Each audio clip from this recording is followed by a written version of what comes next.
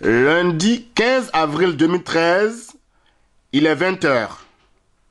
Le Premier ministre Charles Konan Banny, président de la Commission Dialogue, Vérité et Réconciliation, CDVR, accompagné du nouveau ambassadeur de la République de Côte d'Ivoire en France, son Excellence M. Charles Gomis, font leur entrée à l'hôtel du Louvre, place André Malraux, dans le 1er arrondissement de Paris. C'est le cadre choisi par la plateforme CDVR France pour la présentation de sa mission et de sa faisabilité, à lui confiée par le président Charles Konan Banny. Mais avant cette présentation succincte, des actions déjà menées sur le terrain en France, il est revenu ici à M. Marshal Balou, l'un des conseillers de Banny, de restituer la mission de la Commission centrale depuis la Côte d'Ivoire. Notre pays, la Côte d'Ivoire, est à la croisée des chemins. Elle est à la recherche d'un trésor, autrefois sa marque distinctive, qui au fil des ans, crise après crise, a disparu. Des générations entières n'ont jamais connu ce havre de paix qui évoque avec nostalgie nos aînés quand ils parlent de la Côte d'Ivoire de Félix Houphouët-Boigny. Aujourd'hui, la haine et la violence sont devenues les non-valeurs les mieux partagées et cela constitue une hypothèque pour l'avenir de notre pays. Dans le souci d'organiser cette quête de la paix, de donner un tempo, un rythme cohérent à cette marche vers la cohésion sociale, le président de la République a engagé les Ivoiriens dans un important processus de réconciliation matérialisé par la création de la Commission Dialogue, Vérité et Réconciliation CDVR. Mesdames et messieurs, je voudrais profiter de cette occasion pour rappeler de façon synthétique les missions assignées à cette institution. La Commission Dialogue, Vérité et Réconciliation est chargée de faire la lumière sur les crises passées et les crises récentes, c'est-à-dire rechercher qui a fait quoi, quand et pourquoi. Elle est chargée de rechercher les causes profondes de la fracture sociale. Elle est chargée d'identifier les victimes et de leur donner la parole. Elle est chargée de proposer des réparations aux victimes, d'obtenir les aveux et la repentance des auteurs reconnus de violations de droits de l'homme. Elle est chargée de faire des recommandations à l'exécutif, recommandations qui, si elles sont mises à exécution, devaient permettre de poser les fondements d'une véritable nation travaillant dans la paix et retrouvant sa vocation d'être un modèle de l'espérance promise à l'humanité, comme nous l'avons chanté tout à l'heure.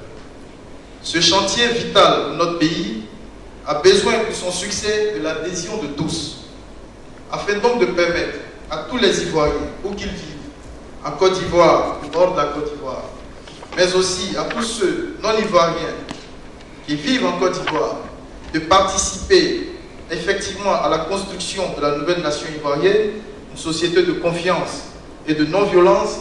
La CDVR a décidé de créer des commissions locales composées de personnalités qui vivent dans la proximité des populations, mais aussi de s'appuyer sur des regroupements volontaires d'Ivoiriens de l'étranger baptisés plateforme CDVR.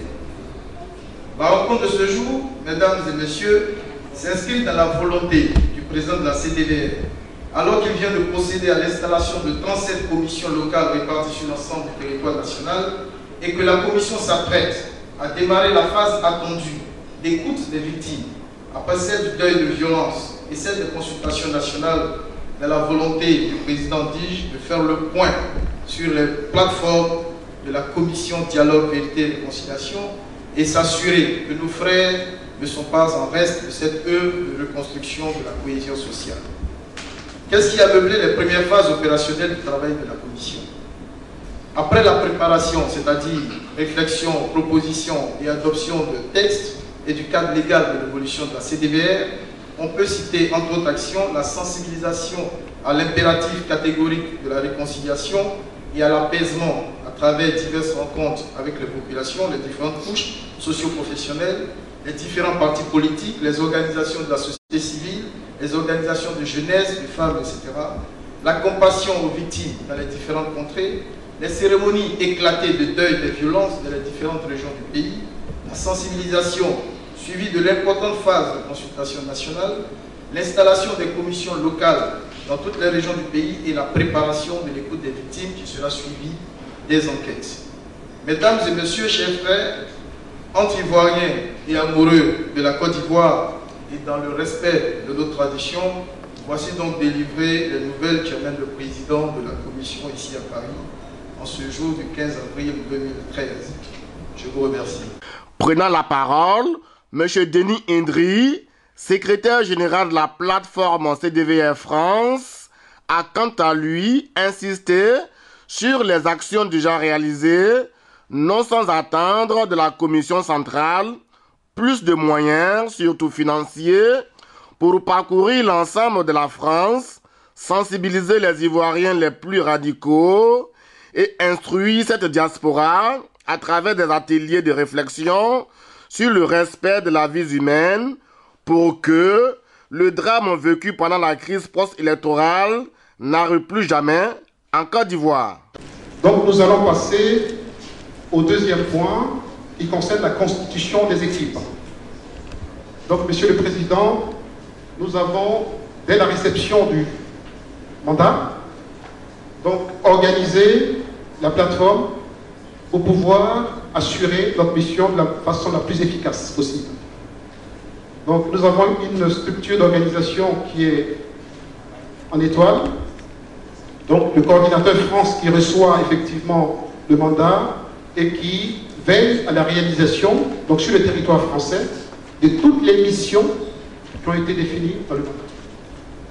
Ensuite, nous avons des équipes qui vont porter le fonctionnel donc, de cette plateforme. C'est une cellule de communication, donc une cellule nationale qui va gérer toutes les instances des plateformes régionales que nous allons présenter tout à l'heure.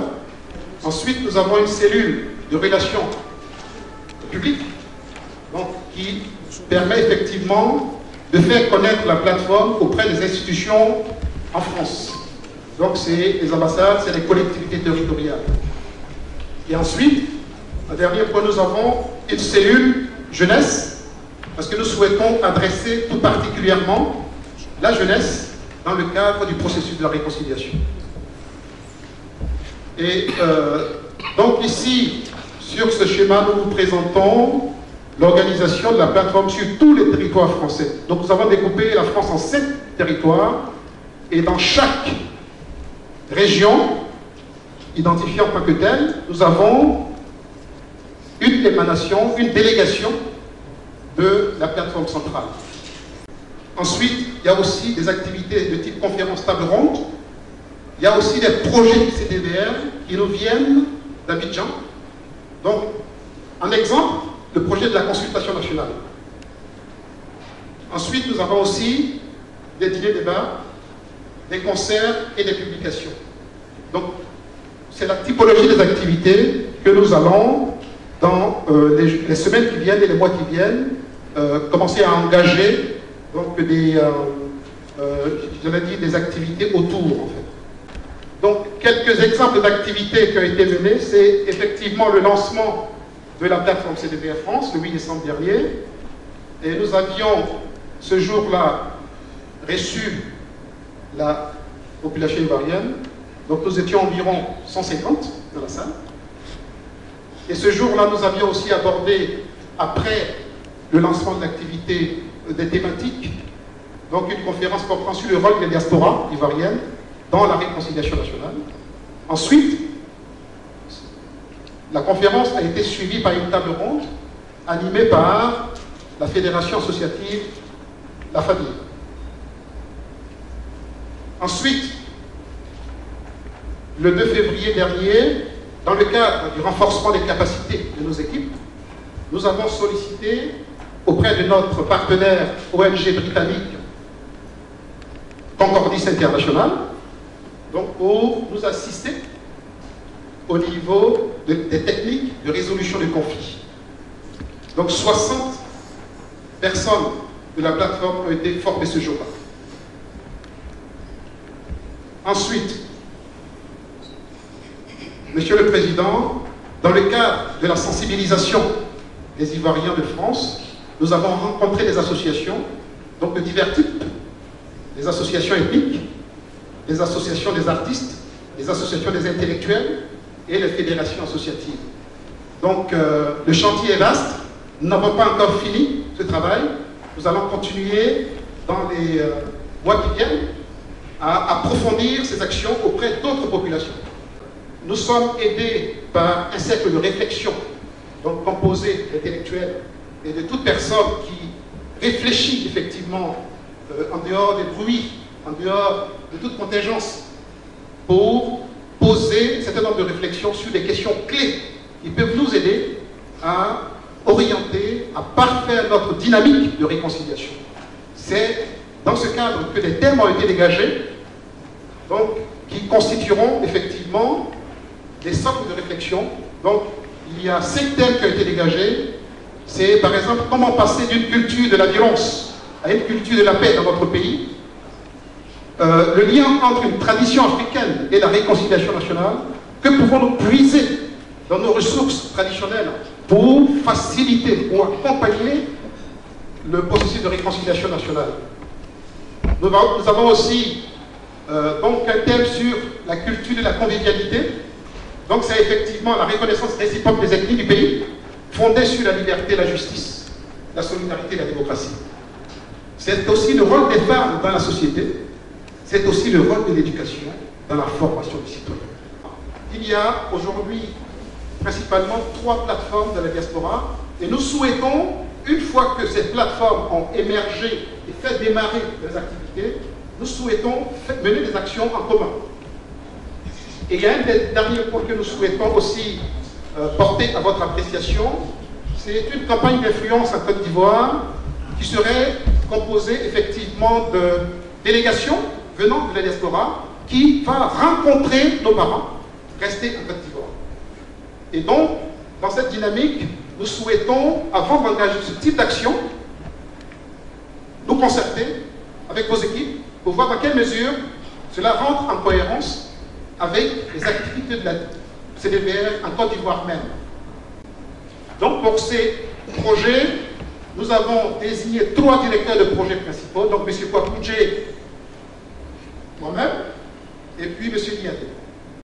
Pour Charles Konan Banny, si la mission a lui confiée par le président Alassane Ouattara depuis le 28 septembre 2011 à Yamoussoukro, ne souffre d'aucune obligation de résultat à l'issue des 2 ans qui lui sont impartis. Il est bien clair que la contribution des Ivoiriens de la diaspora, surtout dans la collecte d'informations sur les causes endogènes et exogènes des crises à répétition en Côte d'Ivoire, serait d'un apport important pour non pas la réussite de la mission elle-même, mais son accomplissement. Mission réussie, 2 ans après, non. Mission accomplie, là oui, a-t-il martelé. Merci, monsieur le secrétaire général.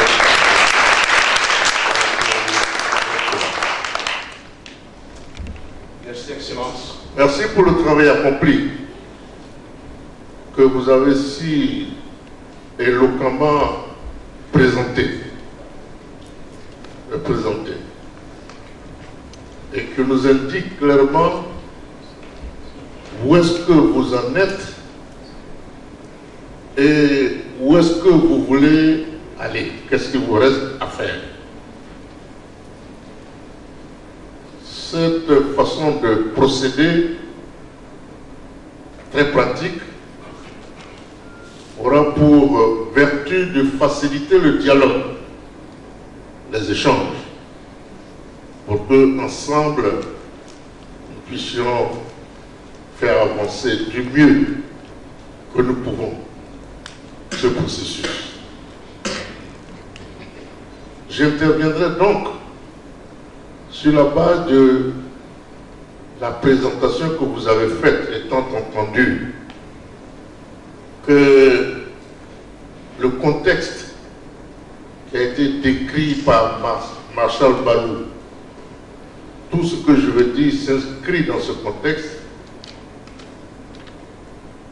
d'autant que en indiquant le contexte, il a aussi vous a donné quelques informations sur l'état d'avancement du processus au niveau national. J'interviendrai donc en tenant compte à la fois de votre exposé, mais aussi de ce que Marshal Barrow vous a dit et qui est censé vous informer de l'état d'avancement du processus à l'échelon national. Alors nous allons commencer par la fin. La fin, c'est quoi?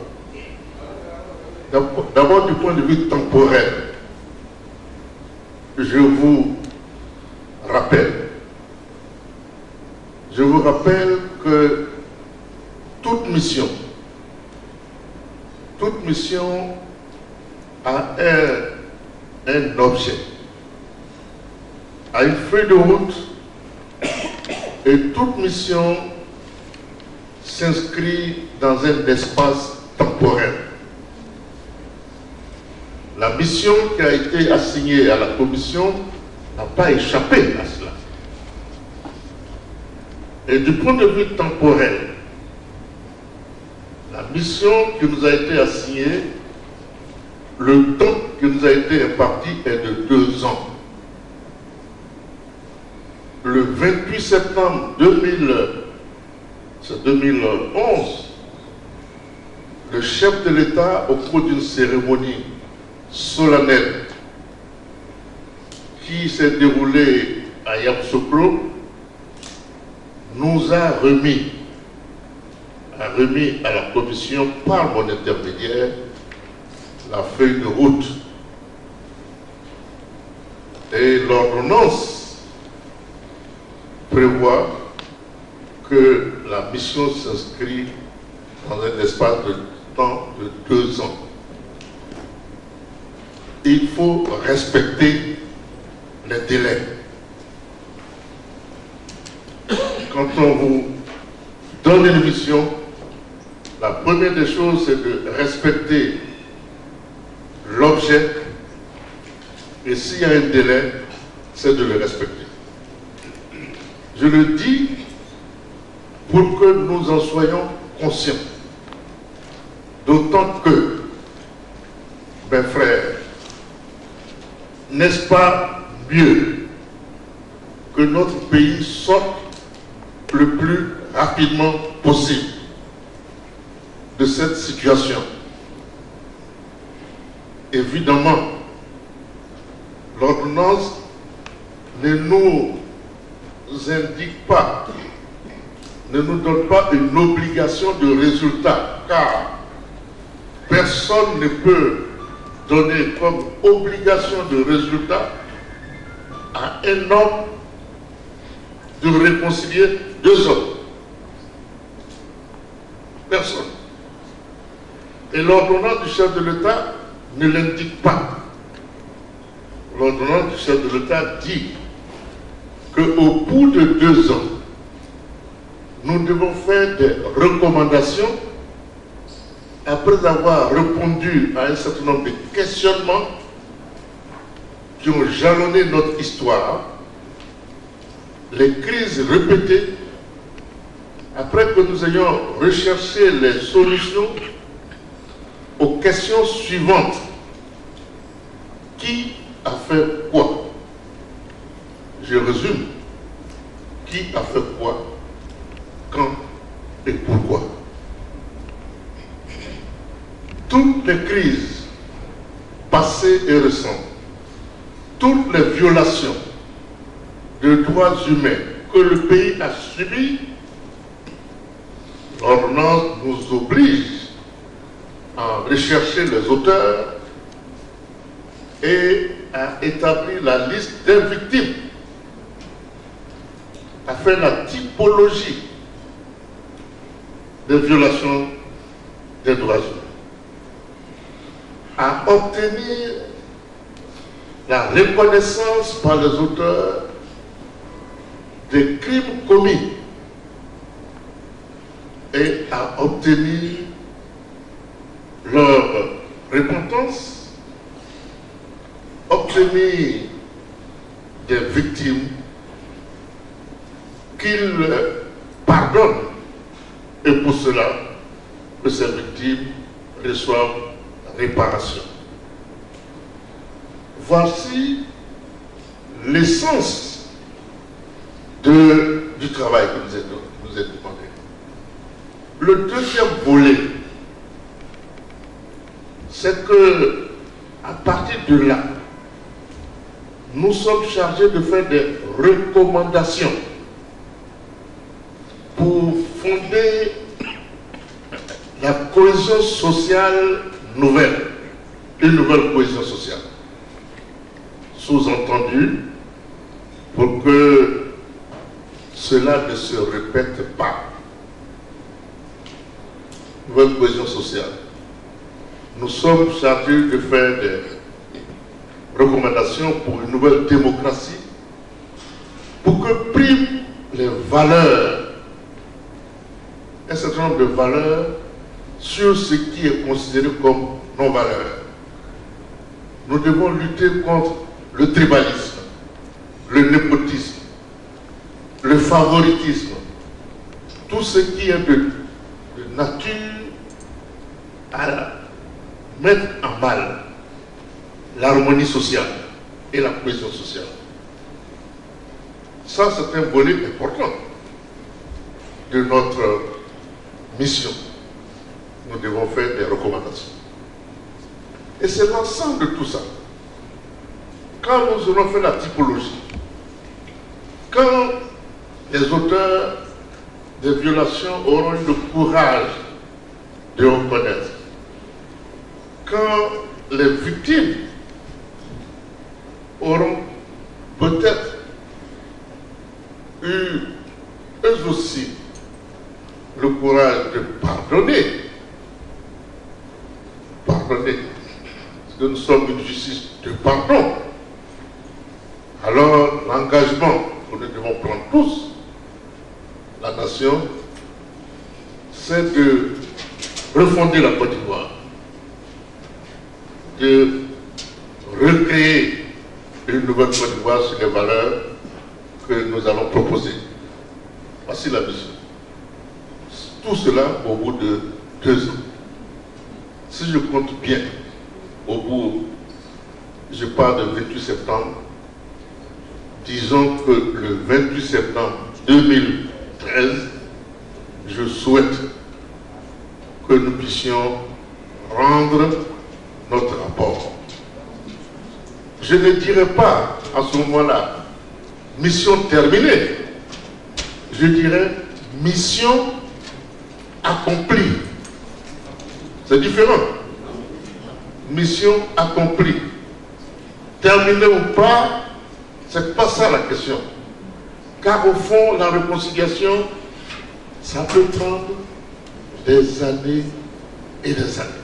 Mais je crois qu'avec la qualité des personnes que j'ai devant moi et la détermination que j'ai sentie, je suis persuadé que si nous nous mettons au travail et nous le faisons, il n'y a aucune raison pour que, au bout de 6 mois, avec ce que nous avons déjà accompli, nous ne puissions pas remettre un rapport substantiel. À cet égard, que nous reste-t-il à faire? Nous sommes pratiquement à la phase où les enquêtes menées par la commission d'enquête, car nous avons une commission d'enquête, vont nous permettre d'ouvrir ce qu'on appelle le tribunal, ce grand tribunal que tout le monde entend, où les victimes seront face au bourreau. Évidemment, nous n'avons pas la prétention de faire un travail exhaustif. C'est un travail symbolique. Parce que, voyez-vous, les victimes, on les connaît. Nous avons déjà une liste de pas mal de victimes. Certaines victimes même connaissent leur bourreau.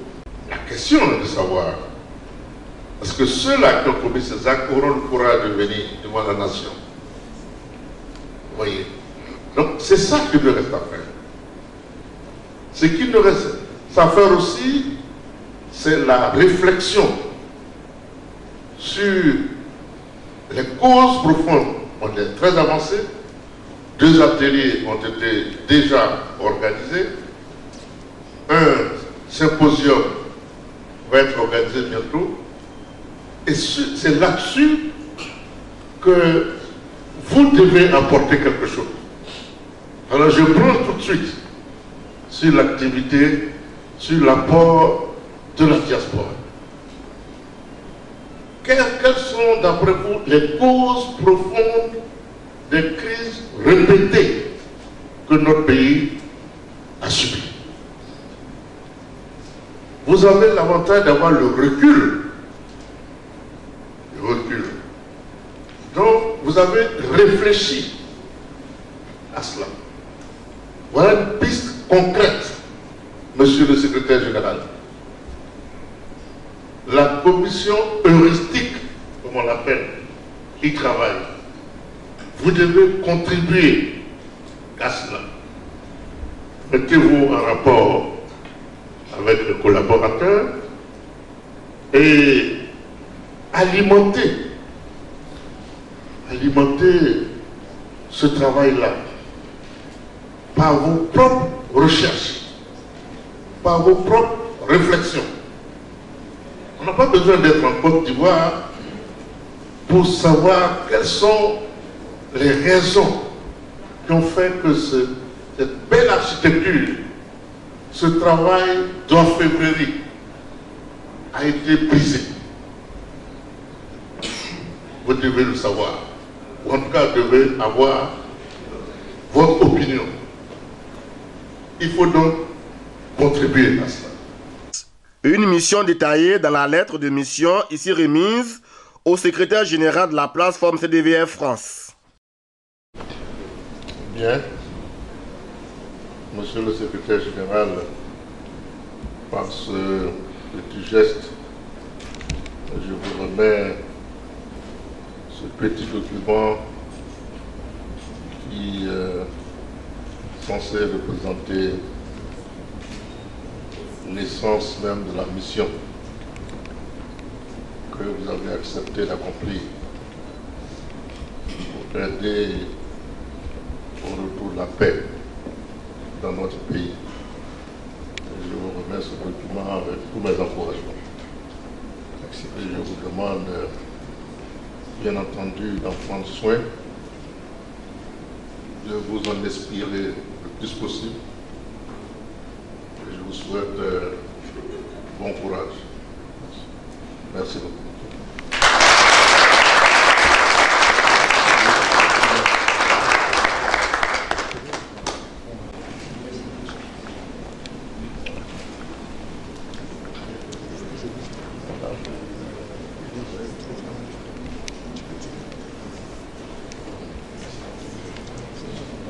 L'ambassadeur a observé tout à l'heure.